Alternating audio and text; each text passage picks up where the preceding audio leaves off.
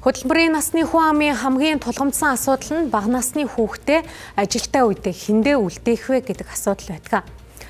Тэгвэл Монгол улсын хамгийн том офисуудын нэг болох төрийн ордонд ажилладаг 1000 гаруй иргэний хувьд цэцэрлэг сургууль амарсан үед хүүхдээ хэнд харуулах вэ гэдэг асуудал толгойн хүчин болж байна.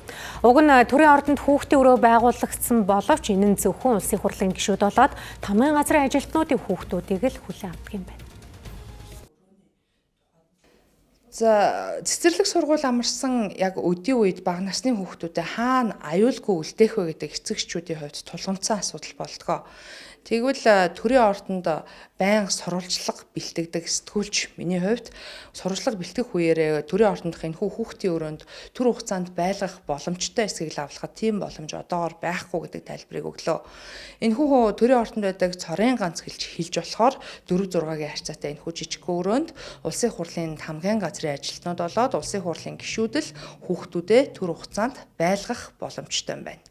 Тэгэд анх нөгөө хүүхдийн өрөө байгуулах үед нөгөө дөрвөн байгууллагуудын удирдлагууд ингээ анх суугаад хуралдчихсан байхгүй. Тэрэн дээр нь би орсон чинь энд ингээ 1000 гаруй хүн ажиллаж байгаа. Бүгдээрээ хүүхдээ аваад ирүүл яах вэ гэл амар сүртэй мэржсэн байхгүй. Би чи бүх хүн хүүхдээ авцрахгүй. Та нар ингээд бодтой зөндөө олон байгууллагууд хүүхдийн өрөөтэй болоод хизээч тийм асуудал үүсэж байгаагүй. Харин ч ингээд ажилтнууд нь тайван ажиллаа хийхэд айгүй таатай нөхцөл болоод ингээд энэ чинь хөдөлмөрийн бүтээмжинд айгүй том эерэг нөлөө үзүүлнэ гэх. Тэгээ хүүхдийн өрөө байгуулагдсанаас хойш та нар бүртгэлийн төвтрийг хараарай. Өдөрт хэдэн хүүхэд ирж ийн те хэдэн мянгаараа ирээл хэдэн зугаараа ирээл энд бужигнаал хүүхдүүд янз бүр болж байгаа тохиолдол өнгөрсөн 1 жилийн хугацаанд нэг ч удаа гараагүй байхгүй юу.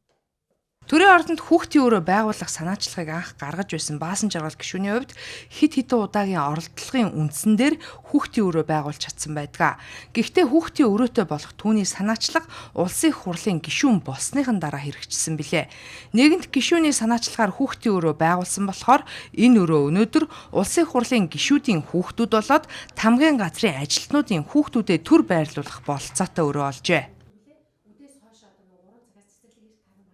2022 онд би яг төрийн ордон дээр яг хуралтай байж байгаад энд бол ерөөсөө ажилтгүй байж байгаад тэгээ яг тухайн үед яг 1-р ангийн 2-р ангийн 2 хүүхдээ дагуулад ирсэн чи бас яг хүүхэд оруулахгүйгээ тэгээ хоёулын би талбай дээр үлдээчээд хоёулын ролик унжаагаараа гэж талбай дээр үлдээчээд энд нэг 2-3 цаг хурал суусан байхгүй. Тэгэхэд бол бүр ингээл 9 шидийн ингээл бодогдож байгаа юм чи за нөгөө хоёр маань зам руу орчоогүй байгаа талбай дээрээ байж байгаа яаж байгаа ол гэл тэгээд тухайн үед би ордныханд бас өргөдөл бичижсэн байхгүй. Та нар ингээд хүн ямар ч ажилдаа ямар ч хүмүүс энд айгүйх орж ирнэ. Ингээд нэг хүүхдийн саатуучдыг нэг хүүхдийн өрөө гаргачаач гэсэн чи ёстой тийм юм байхгүй гэд тухайн үедээ хариу өгчээсэн.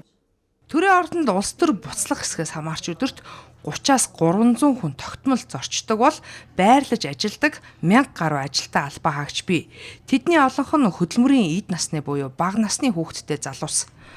Тухайлбал засгийн газрын хэрэг эрхлэх газар, ерөнхийлөгчийн хамгийн газар, төрийн тусгай алба, үйлчилгээний ажилтнууд гэд төрийн ордонд өдөр тутам ажилладаг хүмүүс хүүхдүүдэд ажлын байранда төр хугацаагаар ч гэсэн оруулах бололцоогүй байдаг.